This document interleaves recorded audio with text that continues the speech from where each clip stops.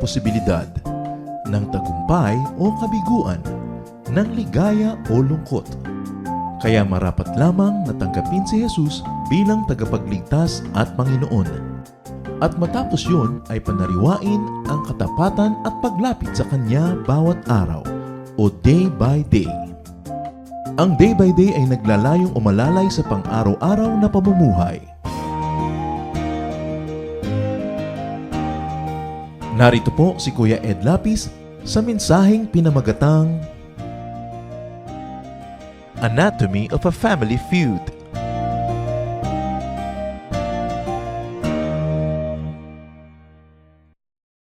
Psalm 133, verse 1. It is truly wonderful when relatives live together in peace.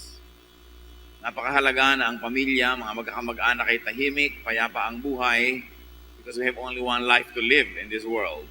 Anatomy of a Family Feud. Yan ang pamagat ng ating pag-aaral at pagpalain nawa tayong lahat ng ating Amang Diyos. Aming Ama, salamat po dahil kayo ang may dakilang layunin para sa amin na mapayapa, matahimik ang buhay naming lahat. Ngayon po ay kami ikausapin, turuan, akayin nyo. Lead us unto greater knowledge of you that will lead to fruit-bearing in our lives. Spiritual fruits of peace, love, harmony, kindness, goodness. Forgive us our sins, O God. Cleanse us and now teach us. In the name of your Son, Jesus, we pray with thanksgiving. Bago-bago pa lamang ang mga kwento sa Biblia, kukunti pa lang ang mga tao, ay marami ng gulo.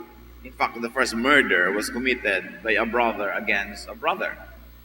Unang pamilya pa lang recorded in Genesis, may mga gulo na. At ngayon, titingnan natin na isa pang gulo ng isang mag-anak. At suriin natin ating mga sarili-sariling buhay at pamilya kung ano ang aral na mapupulot mula sa leksyon nito. Genesis 25:27. The boys grew up and Esau became a skillful hunter, a man of the open country, while Jacob was content to stay at home among the tents. So dalawang magkapatid, kambal actually, isinilang ng magkasunod sapagkat sabay sila na ipinaglihi. Si Esau, mahilig sa labas, outdoors, hunter, a man of the open country, at si Jacob naman, laging kasama ng nanay niya sa loob ng bahay, sa tent, luto ng luto. Nandun siya sa domestic bliss. There's contrasts between these two brothers. Now, contrast, when handled well, could actually add color and beauty to a fellowship. But when mishandled, it could create stress. Genesis 25:28. Isaac, who had a taste for wild game, loved Esau, but Rebekah loved Jacob. Itong tatay, si Isaac, mahilig din sa labas, mahilig din mag-hunting, mahilig kumain ng mga karne ng mga hayop na kanilang nahuhuli pag nag-hunting. Paborito niya si Esau dahil pareho sila ng ugali. At si Rebekah naman ang paborito, si Jacob, na lagi nasa bahay, luto ng luto, linis ng linis. Nakita na agad natin dito ang isang pinagmumulan ng gulo sa mga pamilya. Mother and father play favorites. May pet, mama's pet, papa's pet. Instead of balancing the personalities of their sons, these parents affirm, encourage, and even patronize their sons' differences, and they take sides. Ito ang paborito ko, yan ang paborito mo. Genesis 25:29-30. Once when Jacob was cooking some stew, Esau came in from the open country, famished. He said to Jacob, "Quick, let me have some of that red stew. I'm famished."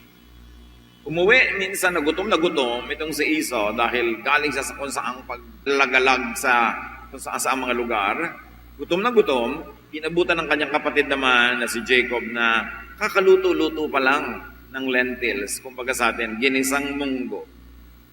Umaamoy-amoy ito at napakasarap kainin at umuusok-usok pa. Gutom na gutom itong si Esau, meron kaya siyang hypoglycemia na nararamdaman ng mga diabetics? Na pagka nagutom ka at bumaba ang blood sugar mo, halos mauupos ka at talagang kahit siguro ulo mo ibebenta mo, makakain ka lang dahil para kang nauupos sa kandila. So sabi niya, bigyan mo ako. Yung niluluto mo na yan. Genesis 25:31, Jacob replied, "First, sell me your birthright." Birthright of the firstborn, kasi si Esau ang panganay, for a bowl of lentil stew. Ang laki naman ng hinihinging kapalit nito para sa isang mangkok na munggo. The birthright is never explained fully by Scripture, but it could be an honorific, it could be an entitlement of the firstborn to whatever honor or fortune or inheritance. Pero mahalaga yon. Nasa panganay yung birthright. Sabi, ibigay mo muna sa akin ang birthright mo bago kita pakainin. Genesis 25:32, "Look, I'm about to die."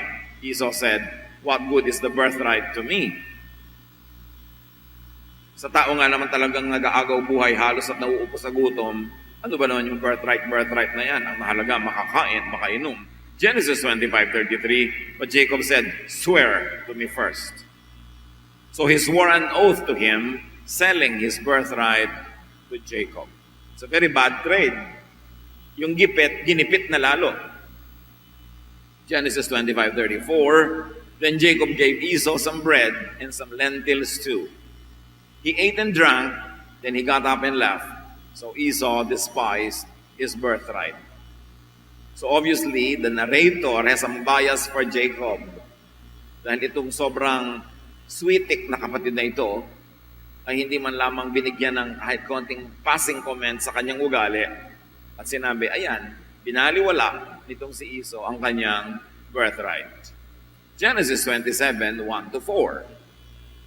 When Isaac was old, so doon, lumipas na ang panahon, tumanda na ang magkapatid na ito at yung tatay nila na si Isaac ay matanda na at halos nag-aagaw buhay na sa katandaan. When Isaac was old and his eyes were so weak that he could no longer see, he called Esau, his older son, and said to him, "I am now an old man and don't know the day of my death. Now then, get your equipment, your quiver and bow, and go out to the open country to hunt some wild game for me. Prepare me the kind of tasty food I like, and bring it to me to eat, so I may give you my blessing before I die." Dito naman pala mana, itong si Esau, sa tatay niya na mahilig din kumain ng karne. At sabi niya, ang tanda-tanda ko na, ang labo-labo na ng mata ko, bago ako mamatay, mag-hunt ka muna. At yung mahuhuli mo, lutuin mo, the way I really like it, and you know what I like, kasi pareho tayo ng taste. At pagka napakain mo na ako, ibibigay ko na sa iyo ang aking final na pagpapala, blessing, and then I will die. So food for final blessing, yun ang trade. Kanina, food din, no? For a birthright, sa ama nagmana, si Esau.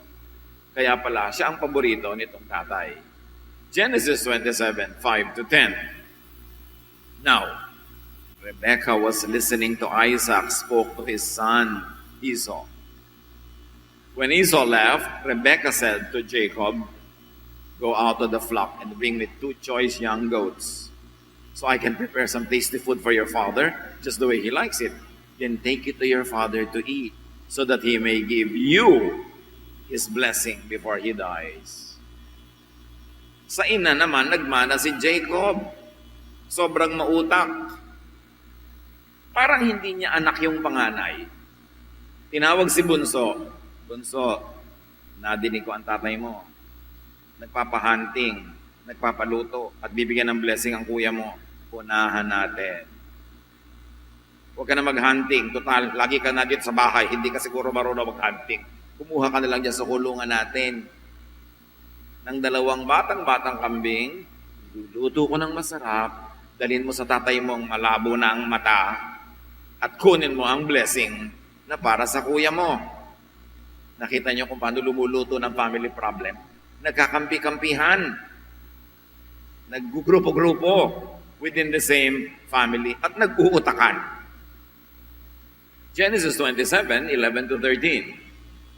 Jacob said to Rebekah, his mother, "What But my brother Esau is a hairy man while I have smooth skin. Balbon po si kuya, ako makinis na makinis tulad niyo, mami. What if my father touches me? I would appear to be tricking him and would bring down a curse on myself rather than a blessing. His mother said to him, my son, let the curse all fall on me. Just do what I say. Go and get them for me. Sabi niya, talbog sa'yo, dikit sa akin, pagka isinumpa ka ng tatay mo. Aakuin ko. Basta't sundin mo ang pinagagawa ko. So this mother is playing favorite to the max. Parang hindi siya ang nagluwal doon sa kuya. Genesis 27:14 to 17. So he went and got them and brought them to his mother, and she prepared some tasty food. Then Rebekah took the best clothes of Esau and put them on her younger son Jacob. She also covered his hands and the smooth part of his neck with the goat skins. Then she handed to her son Jacob the tasty food and the bread she had made. May strategy ang mag-ina.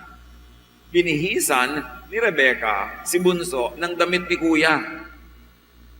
At yung makinis na bahagi ng kanyang braso at leeg na maaring mahipo ng ama, binalot ng balat ng kambing para mabuhok din. Props talaga. Handang-handa sila at talagang deception ang balak ng mag-inang ito. Genesis 27:18 to 20. He went to his father and said, my father. Yes, my son, he answered. Who is it? Malabo na talaga ang mata ng matanda. Sino yan?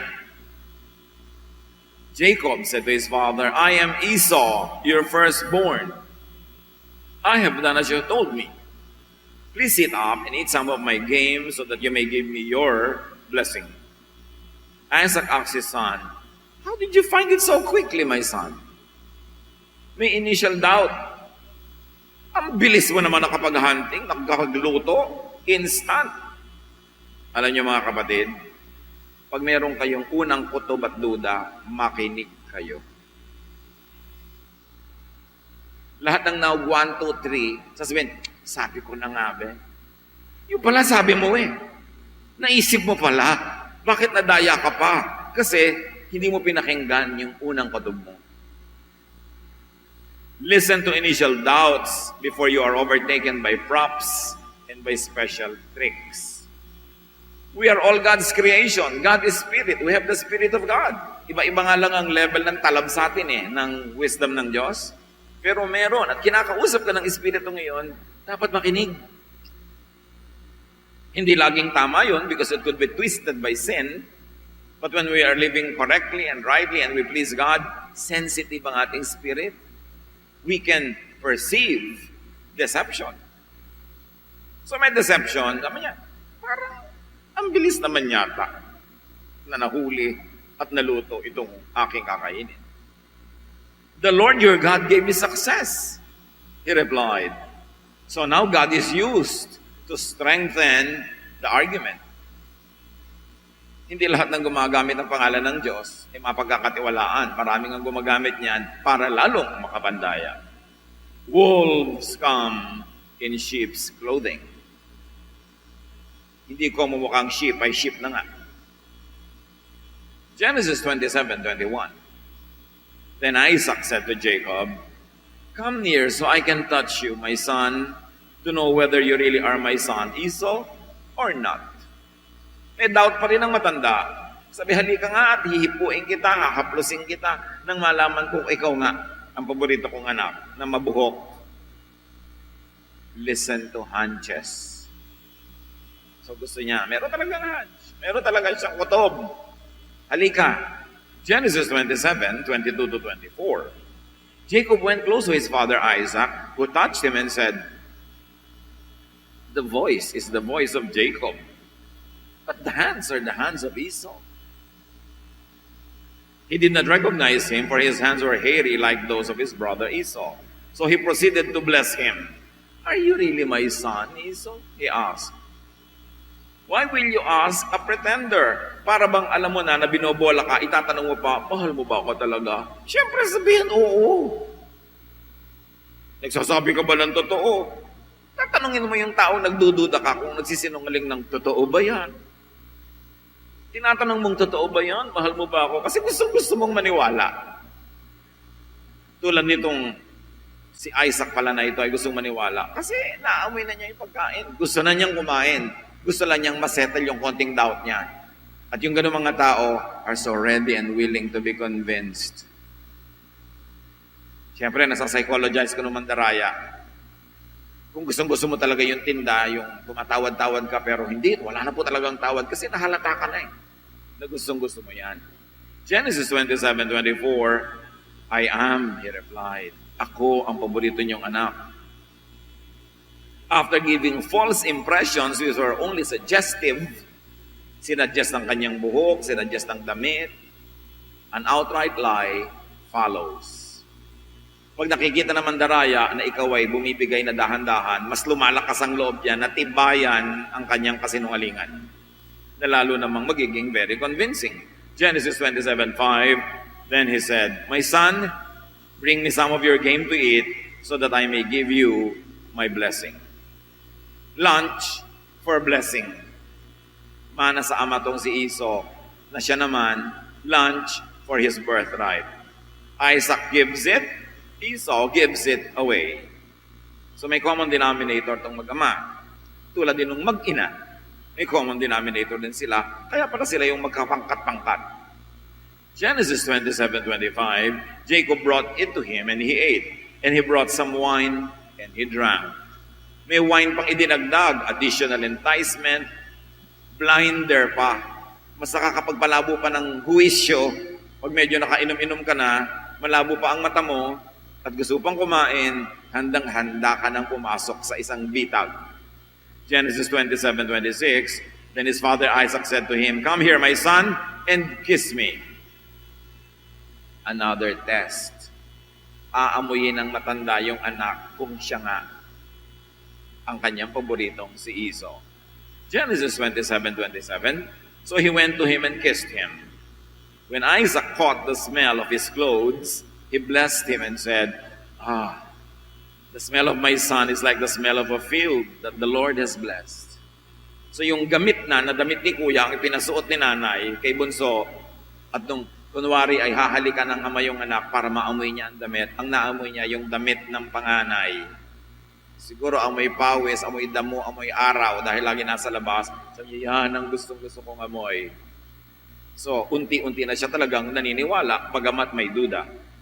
Genesis 27:30-33, after Isaac finished blessing him, naibigay ang blessing. And Jacob had scarcely left his father's presence. His brother Esau came in from hunting. He too prepared some tasty food and brought it to his father.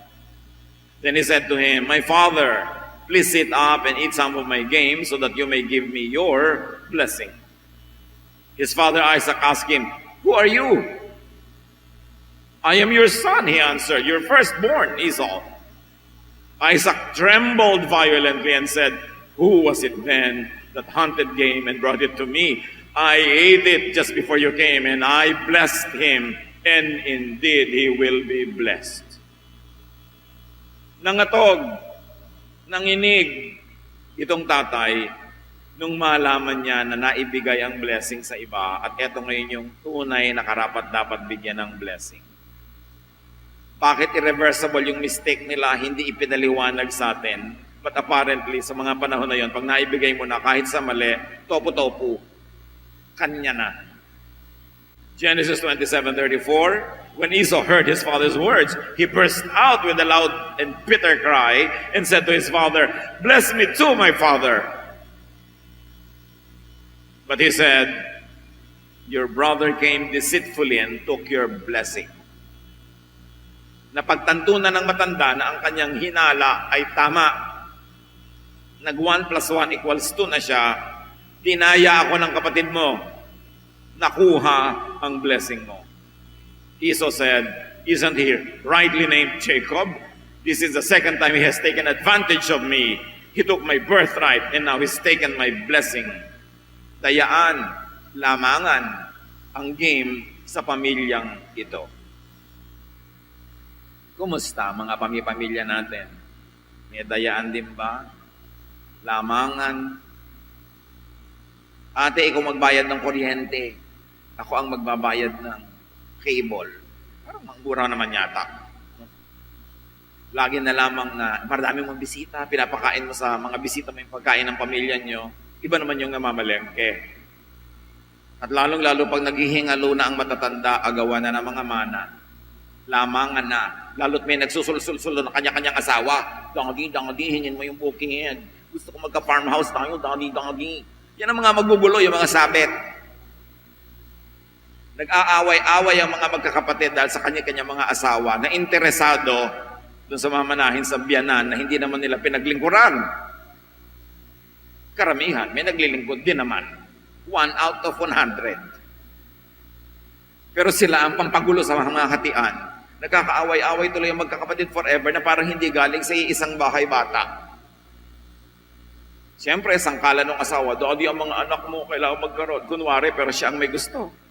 Isasangkala ng mga bata. Yung mga bata, lagi sangkalan yan eh. No? Kasi nakakabagbag damdamin. Genesis 27, 36 to 37. Then he asked, haven't you reserved any blessing for me? Isaac answered Esau, I have made him Lord over you, and have made all his relatives his servants. So what can I possibly do for you, my son? That was their tradition. That was the rule of their time. Irreversible things, even mistakes. Yan ang problema ko minsan sa mga tradisyon. Kahit kuminsan, irrelevant, unkind, dahil tradisyon, dahil nakaugalian, dahil policy, kailangang ipatupad. At kitang-kita ng lahat ng nag-iisip na tao that something went wrong. But none of the characters in our story is doing anything to correct it. Pag may mali, dapat itama. Pinagalitan ba yung asawa na kasabwat ng anak? Pinagalitan ba yung anak na nandaya? Hindi. Ang nalugi itong anak na nadaya. At sa mga pamilya, kumisan ganon. Kung sino yung mabait, lagi siyang napagsasamantalahan. Kung sino yung masipag mag-aral doon, nakatapos at nag-aral, ngayon sa kanya sasakay lahat yung mga nagbilyar ng nagbilyar, umabsent ng umabsent, nag-asawa ng maaga, may mga gatas-gatas kailangan ng anak, iaasa ngayon dito sa isang kapatid na matino. Sa maraming pamilya, yung matino kawawa, na pagsasamantalahan, laging pinipitasan, kahit hindi ka nagtanim, hindi ka nagdilig, hindi ka nag-fertilize, hingi ka ng hingi forever. Di ba nangyayari yan? May mga biblical examples na noon pa. Magulo ang pamilya kasi kulang ng katarungan. Yung mga mali, hindi napaparusahan. Yung tama, yun ang nagdurusa. Genesis 27:38. Esau said to his father, do you have only one blessing, my father? Bless me too, my father. Then Esau wept aloud. Nanhangis ng ubod lakas, ubod pait, dahil 2 beses siyang nanakawan ng kanyang kapatid. Genesis 27:39 to 40. His father Isaac answered him, at lumala pa, your dwelling will be away from the earth's richness, away from the dew of heaven above. You will live by the sword and you will serve your brother. But when you grow restless, you will throw his yoke from off your neck. May kakambal pa pala, nakabigatan yung natanggalan ka ng blessing. It was the opposite that this poor Esau got. They were ruled by impersonal and ruthless rules of life, policy, discipline, that sometimes haunt us even today. Unkind, but that's the policy. Unbending, because that is the tradition. There is no room for kindness or justice. Dahil ang umiira lang ay yung uso kung ano man yun. Kawawang Esau. Genesis 27:41. Esau held a grudge against Jacob because of the blessing his father had given him. He said to himself, the days of mourning for my father are near. Then I will kill my brother Jacob. Pagkamatay ng tatay natin, lagot ka, susunod kang pagbuburulan. Napakalalim na naging sama ng loob, hinanakit, puot, nitong si Esau, na nagpasya siya na pag nagkaroon siya ng pagkakataon pagkamatay ng ama nila, papatayin niya ang kanyang kapatid. Sibling rivalry, grudges, quarrels, violence, etc. could root from parental favoritism. Hanggang ngayon, maraming mga magkakapatid, may mga inis, galit na nakikimkim sa loob nila dahil nung bata pa sila, paborito ng nanay yung isa, paborito ng tatay yung isa. Kaya ngayon kahit reunion, may mga sarili-sarili ng anak at pamilya, konting-konting bagay lang sumasabog, nag-aaway uli, ibinubuklat ang lahat ng nakaraan kasi hindi naman naghilo ang mga sugat. Nanilikha ng mga pabaya, ng mga magulang, playing favorites, not correcting mistakes. Ikaw na nga itong hindi kagandahan, ikaw palagi ang naglilinis sa mga kaldero at kalan. Tapos yung kagandahan, siya lagi ang nasa sala at nagkukutex. Ba't ka nga hindi mayayabot? Laging siya ang paborito. Ibinibili ng magagandang tela, mga damit. Tapos ang damit mo yung lalagyan ng BMEG feeds. Kung umabot kayo doon. Ang gaspang, ang kate. Pero yun ang damit mo kasi hindi ka naman kagandahan. Kulang sa pagbabalanse. Yung matalino, siya palagi itong laging napupuri. At itong 3 taon na sa first year high school, siya laging napipintasan. Walang balancing na ibibigay tayo sa ating mga kamag-anak. Kaya sila nag-aaway-away kahit hindi silang lumika. Rivalry could root from twisted upbringing. Sa halip na ang mga magulang ang magturo, magmahalan ng magkakapatid, sila pa itong nagpe-play favorites. Kaya sabi nga ni Balagtas, napapahamak ang bata dahil sa dapat magturong tamad na magulang. May mga magulang naman na napakasipag magturo, ubod ng tigas pa rin ang ulo ng mga anak, hindi pa rin nagpaturo, ibang istorya na yon. Pero meron naman na talagang napabayaan. Often, dysfunctional families are legacies of dysfunctional parents. Mga magulang, mag-asawa lalo na, meron man kayong hidwaan, meron kayong mga sama ng loob, may mga naging kamalian kayo against each other, alang-alang sa inyong mga anak, you should set it aside para yung mga gulo ng buhay nyo huwag maging generational pamana. Ang ipamana nyo sa inyong mga anak ay tahimik, payapang buhay, functioning, hindi dysfunctional family life. Alang-alang sa kanila, magiging anak na inyo, magiging mga apo. Dapat kalimutan na ang mga nakaraan, yung mga sakit, mga pait. Huwag na ungkatin, huwag patawaran, and get on with life. Because we have only one life to live this side of eternity. Pag magpapatigasan ng loob, magpapataasan ng pride, pare-pareho lang magdurusa. Dapat magpatawaran, magmahalan, habang may buhay pa, habang humihinga pa. Proverbs 22 verse 6, teach your children right from wrong, and when they are grown, they will still do right. Pag pinalaki mo sa tama, magkamali man yan habang lumalaki, habang tumatanda, konti-konting mali lang, maligaw man yan, nakakabalik uli agad kasi pinalaki sa tama. Yun ang habit. Yun ang lalabas at lalabas. Pag doon binabad, pag doon tinuruan, at doon pinalaki. Genesis 27, 42-45, sa pagpapatuloy. When Rebekah was told that Esau had said, she sent for Jacob and said to him, your brother Esau is planning to avenge himself by killing you. Now then, my son, do what I say. Flee at once. Why should I lose both of you in one day?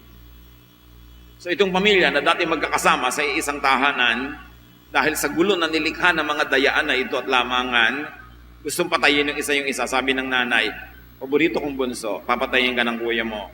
Umalis ka dito, manirahan ka sa mga kamag-anak natin doon sa pagkalayo-layo. O di ano ngayon na nangyari, nagkahiwalay sila. Kahit yung anak niya na mahal, nalayo din sa kanya. Dahil sa kanyang mga ginawang machinations. Nilikha ng Diyos ang pamilya para magkakasama, hindi para magkakahiwalay. Mas masaya ang buhay kung kasama mo ang pamilya mo, nagtutulungan kayo. Pero may kasamang problema rin yun. Siyempre, when there are two people living together, may stress. Pero mas malaki ang advantage kaysa disadvantage. Kaya nga may pamilya eh. Huwag kang gagawa ng bagay na maghihiwa-hiwalay sa inyo, magpapaaway-away sa inyo. Dahil ano man ang mangyari, kayo pa rin talaga yung pamilya. Mahirap makipagkasundo Mahirap din naman makipag-away. Pareho lang mahirap yan. Yun na lang pagkakasundo. Yun na lang mabuti ang bunga. Actual family division and separation follows the separation of hearts and minds. Nagkakalayo ang mga katawan kasi nagkakalayo ang isip. Pwera na lang yung dahil nagtatrabaho abroad o dahil merong ginagawang kailangan sa malayo. Pero karamihan ng pagkakahiwa-hiwalay ng mga katawan, kasunod lang kasi nagkahiwa-hiwalay na yung mga puso. Pag iisang isipan, magkakabuklod ang puso, yung katawan will speak the same language. Lagi ang gusto ng katawan, magdikit-dikit, magsama-sama, magtropa-tropa kasi nagmamahalan. So body language tells you what the heart contains. Ano ba ang tendency ng body mo? Lumayo o lumapit? Bakit? At kung ang gusto mo, lumayo sa pamilya mo, bakit? Dapat ayusin. Kasi dapat ang gusto mo ay magkasama-sama kayo. Philippians 2:2, live in harmony by showing love for each other. Be united in what you think as if you were only one person. Sa church, sa family, sa mag-asawa, live in harmony. Paano nagkakaroon ng harmony? Isa lang ang sikreto niyan, bigayan. Kahit sa choir, may harmony kasi merong malakas ang boses ngayon, merong mahina nga siya para yung malakas ang lumutang. Pag sabay-sabay kayong malakas, sigawan ang tawag doon. Bigayan. Part niya ngayon, tahimik ako. O part niya, mahina ako. Mamaya ako naman, kayo ng harmony. Genesis 27:46, hindi pa tapos ang pasakitan ng pamilyang ito. Then Rebekah said to Isaac, I'm disgusted with living because of these Hittite women. Racist pa itong si Rebekah. If Jacob takes a wife from among the women of this land, from Hittite women like this, my life will not be worth living. Sabi ng nanay, huwag ka mag-aasawa ng mga Hittite women. Ayoko sa kanila. Magiging walang kakwenta-kwenta ang buhay ko pag nagkaroon ako manugang ng Hittite. So Isaac called for Jacob and commanded him, do not marry a Canaanite woman. Now, Esau just learned that Isaac commanded Jacob, do not marry a Canaanite woman. Esau then realized how displeasing the Canaanite women were to his father Isaac. So he went to Ishmael and married Mahalat, a Canaanite. Ayaw pala ng nanay ko ng manugang na Canaanite, pues mag-aasawa ako ng Canaanite. Tikisan, inisan. Naranasan niyo daw sa pamilya yung inisan? Ayaw mo pala ng sinigang, sinigang ang ihahain ko. Ayaw mo pala ng maingay, mag-iingay ako. Para mainis ka. Iinisin kita para kamuhian mo ako, para pagtalikod ko, saksakin mo ako. Di ba? Napakalaking kamalian mang inis. Ano ang mapapala mo na nang-iinis ka? Anong benepisyo ang makukuha mo kung naiinis sa'yo ang tao? Pero may mga tao, alam niyo ba, ang galing mang-inis. At habang iniinis ka, kakanta pa. Na parang baliwala yung ginagawa niya hanggang kumulo ang dugo mo. Vexing, hurting one another. Why do relatives, why do family members, why do lovers keep hurting each other? Anong mapapala ng magnobyo, mag-asawa, magkaibigan, magkapatid, mag-ina, mag-ama, na sinasaktan ang isa't isa? This is a demonic deception. Isang pandaraya ng kaaway, pinagdidilim ang ating isip para ang gawin natin ay yung mali sa halip na yung tama. Mahirap gumawa ng tama, pero mas mahirap din naman gumawa ng mali. Di tama na lang, maganda pa yung bunga. Families should be wise. Do not let the devil deceive you into falling apart and away from each other. At may iba pa mga leksyon ng kwentong ito. Don't be too hungry to the point of selling yourself short. Don't push yourself too much beyond your strength. Kung ano man yun, huwag niyong sagarin ang sarili ninyo to the point na nawawalan kayo ng bargaining chips humihina ang inyong bargaining power kasi weakened na kayo ng inyong sariling gawa. Another lesson, a brother's need is an opportunity to promote love, not hatred. Opportunity to strengthen, not weaken relations. Pag may pangangailangan ang mahal sa buhay, ang kamag-anak, ang kapatid, pwede mong pagsamantalahan, pero anong aanihin mo? Galit niya. Pwede mo rin namang tulungan at mahalin, ano aanihin mo? Kung marunong siyang tumanaw, edi tatanaw siya at mamahalin ka rin niya. Pag may pangangailangan na nagkakagipit at reasonable ang pangangailangan, mas mainam na matumulong tayo. At yung tinutulungan naman, hindi dapat abusado na araw-araw tinutulungan ka, linggo-linggo, buwan-buwan. Hindi na tulong ang tawag doon. Sustento na yon. Dapat marunong ka rin tumindig sa sarili mong paa. Huwag kang bumili ng hindi mo kayang bayaran. Huwag kang gumawa ng hindi mo kayang bayaran para hindi iba, hindi nanay mo, tatay mo, kapatid mo ang nagbabayad para sa iyong mga bisyo o hiling. Pero paminsan-minsan nangangailangan ka, reasonable, magandang tumulong sa ganung mga pagkakataon. At kung tayo naman ang tinutulungan, makaramdaman naman kayo kung pagod na o sawa na yung tumutulong. Huwag nating abutin yung pagsawaan, pagsarhan, iwasan dahil wala tayong tigil ng kahihingi ng tulong. Paminsan-minsan. Parang bisita yan. The shorter the visit, the more welcome. But the longer the visit, the less and less welcome you will feel. Ganun din yung humihingi ng tulong. Kumisan, ikaw pa pinipilit. Pero pag araw-araw andyan yung mukha mo, pagsasarhan ka na talaga ng pinto. Dapat turuan din natin at tulungan ng mga kamag-anak na maging mabait by not abusing them. Kasi pag abusado ka, they will learn to protect themselves and they will learn to be unkind to you because they have to protect themselves. Bigayan, respeto, pagmamahalan. Family members, especially parents, are to give balance and correction to one another. Unang project na mag-asawa, ayusin ang relasyon nila kasi mapabuti at mapasama yun, mga anak nila ang madadamay o makikinabang. At ang mag-asawa, pag may anak na, hindi na lang kayo nabubuhay para sa sarili, may iba ng dahilan, nabubuhay din kayo para sa inyong mga anak. At ang mga anak, syempre, nabubuhay din kayo para sa inyong mga magulang. Lahat may tungkulin, lahat may pribilehyo. Stop. Minimize playing favorites. Pastor, wala po akong magawa. Talaga pong mas malapit ang loob ko dito. Kamukha ko kasi. Magkakorte kami ng noo. Korteng balimbing. O sige na, talagang medyo gusto mo siya. Kasi maalalahanin, nakikiliti ka niya. Pero huwag mo nang ipahalata masyado sa iba. Kasi anak mo rin eh. Kung may ibibigay ka, ilihim-lihim mo na lang. Huwag na yung kitang-kita ng iba that you're playing favorites. Because they will resent you and the object of your favoritism. Be wise. Hindi naman talaga naiiwasan na may mas malapit sa loob mo. Pero huwag mo na masyadong emphasize. Bilang magulang, be fair. Minsan lang mabuhay sa mundong ito. Strengthen, beautify your family life, your kinship, friendships, relations. Psalm 133 verse 1 says, "It's truly wonderful when relatives live together in peace."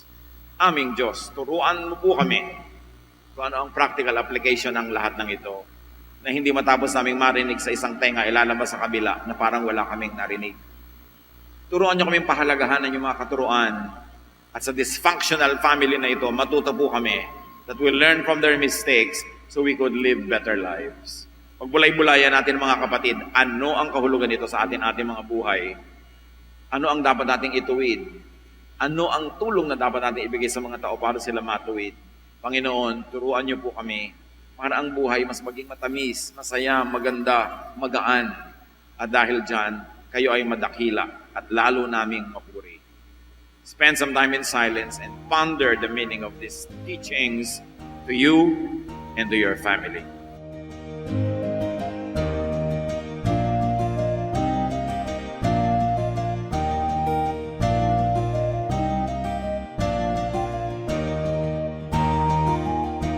Ang katatapos pong mensahe ni Kuya Ed Lapiz ay pinamagatang Anatomy of a Family Feud.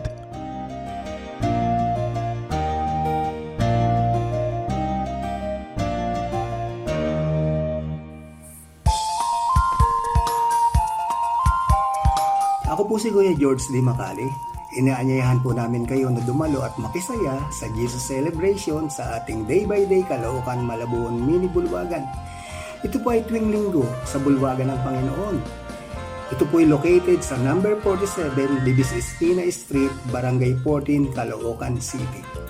For contact details, please call Kuya George at 0917-828-7809. Gayon din kay Kuya Gary Gargaricano at 0977-852-6536. Halina po tayong magsama-samang ipagpuri, ipagdiwang parangalan ang ating Panginoong Jesus.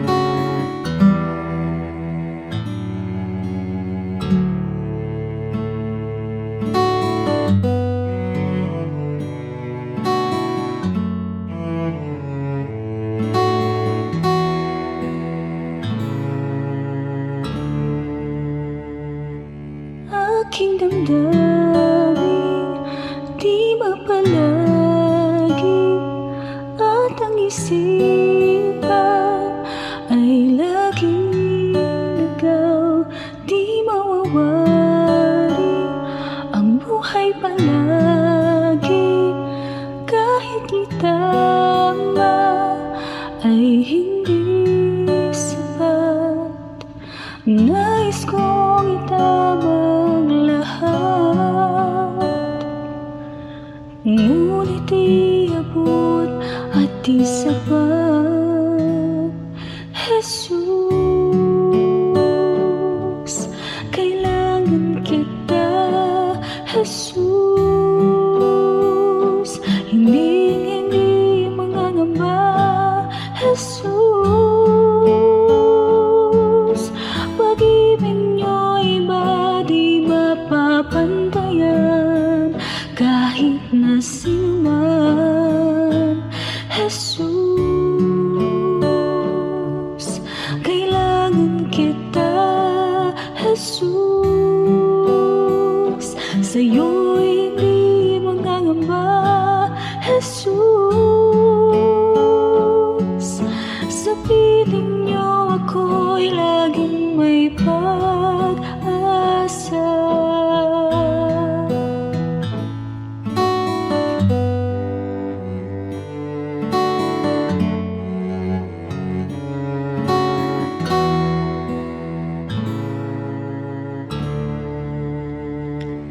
Aking damdamin, di mapalagi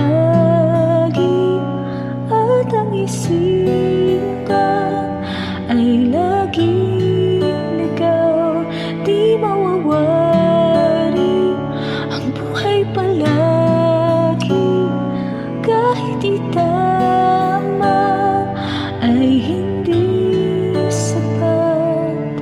Nais kong itama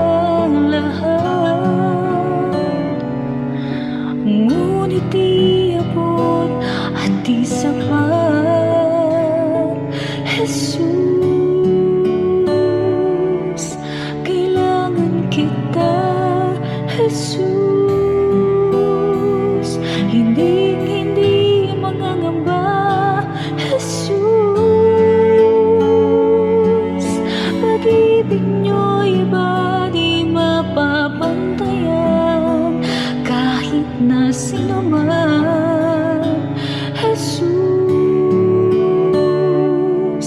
kailangan kita. Jesus, sa'yo'y hindi mangangamba. Jesus, sa piling niyo ako'y laging may pag-asa. Jesus,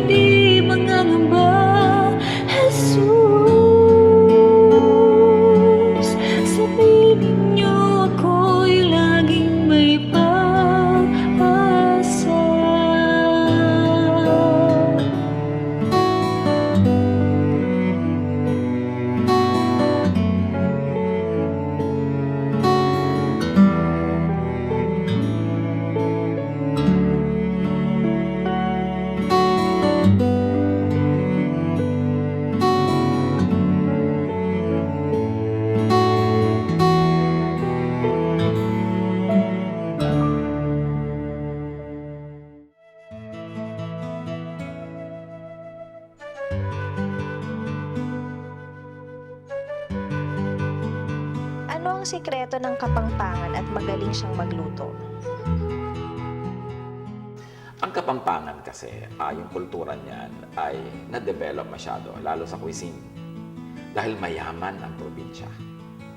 Marami mga tubig, tabang na pinanggagalingan ng freshwater fish.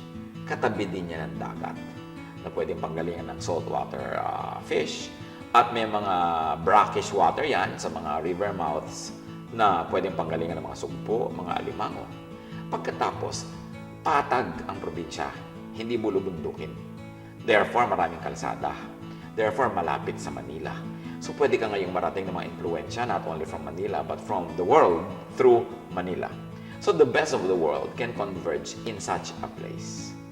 Kaya, napakarami nang na-develop nila ng mga kain, mga pagkain, mga masasarap, dahil meron silang leisure to cook. Because the rich soil, the developed economy gave the people the luxury to indulge in the finer things in life. Hindi lang pagkain Kapampangan ang masarap. Ang pagkain Bulacan, halimbawa, ang pagkain Laguna. Kaya lang yung sa Pampanga talagang sobrang nag-glamorize dahil maraming mga Kapampangan na cook at mga restaurants rose to national prominence.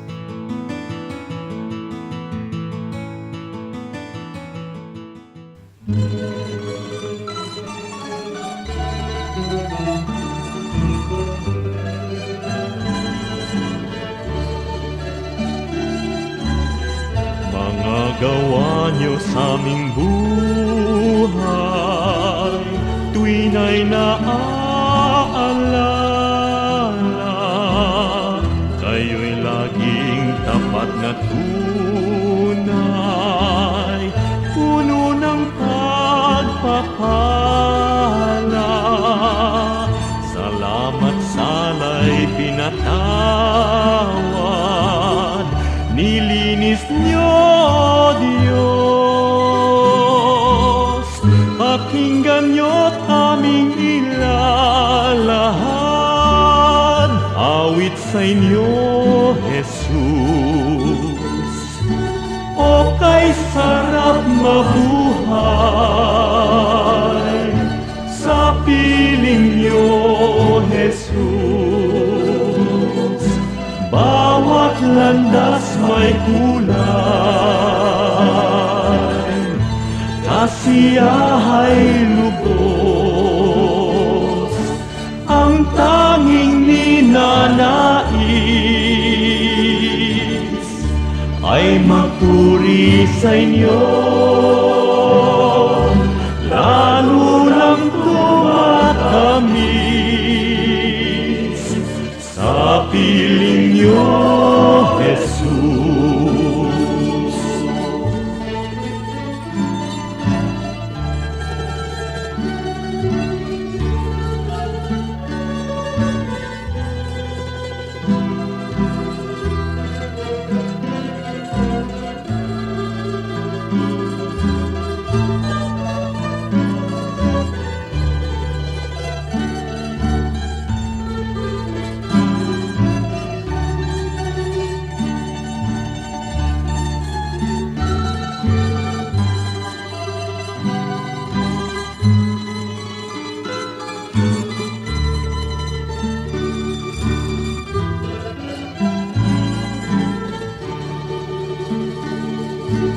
O kay sarap mabuhay, sa piling niyo, Jesus. Bawat landas may kulay, kasiyahay lubos, ang tanging ninanais ay magpuri sa inyo, lalo lang tumatamis sa piling niyo, Jesus. Bawat hakbang ay mayroong awit, bawat pintig ng puso, mga himig na makalangit sa damdami bugso. Lumipas man ang aking buhay, awit di matapos. Sa langit man ay iaalay, pakinggan niyo, Jesus. O kay sarap mabuhay sa piling niyo, Jesus.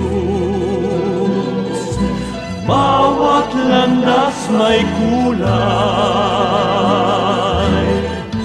kasiyahay lubos, ang tanging ninanais ay magpuri sa inyo. Lalo lang tumatamis sa piling niyo, Jesus. Lalo lang tumatamis sa piling niyo, Jesus.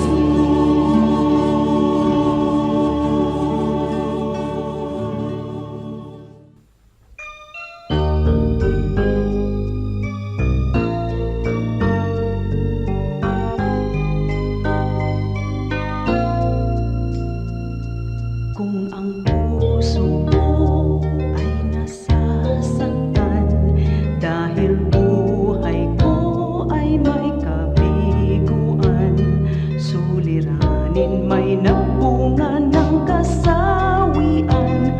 O Jesus, ikaw ay laging nandyan. Kung nagkamali't nagkasala man, ang patawad mo'y laging nakalaan. Kung ang kapwa ko sa akin nagkasala man, ang patawad ko kaya'y ilalaan. Ang kabaitan mo ay dapat kong tularan sa buhay ko. Ang kabaitan ko,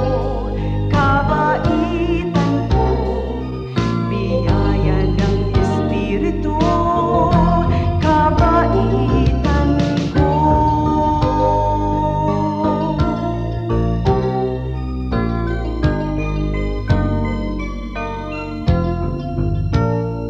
Kung nagkamali't nagkasala man, ang patawad mo'y laging nakalaan. Kung ang kapwa ko sa akin nagkasala man, ang patawad ko kaya'y ilalaan. Ang kabaitan mo ay dapat kong tularan sa buhay ko. Ang kabaitan ko, biyaya ng Espiritu, kabaitan ko.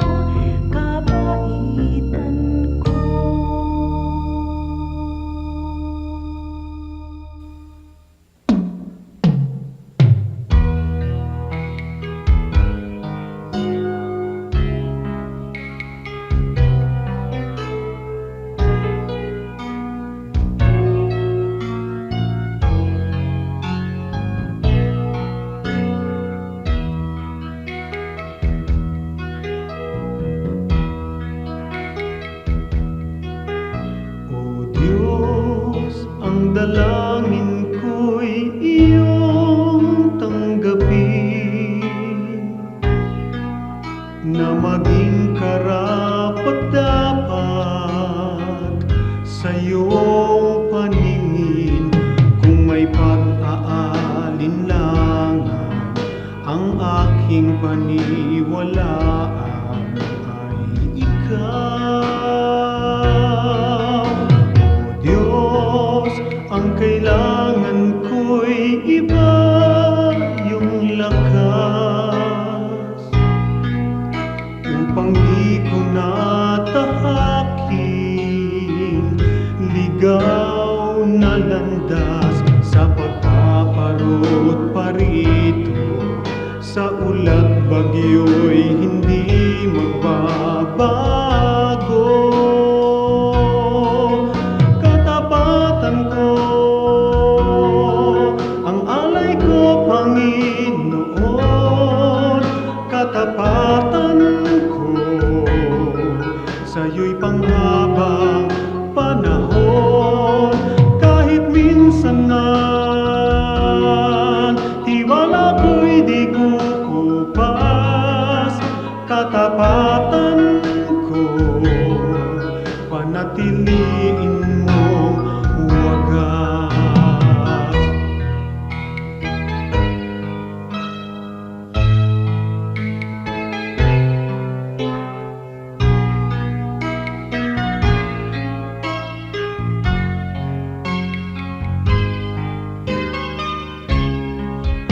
Sa pagpaparot parito, sa ulat bagyo'y hindi magbabago.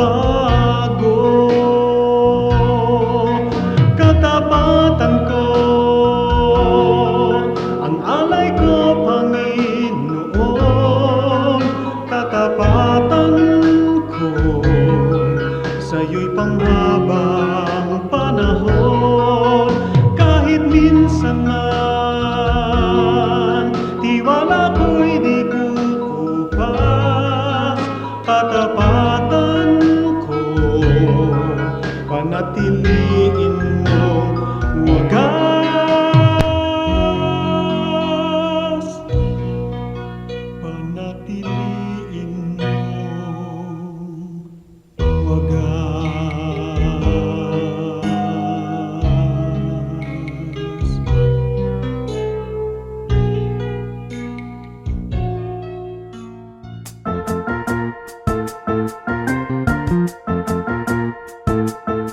Oras na po para pansamantalang magpaalam ang programang Day by Day.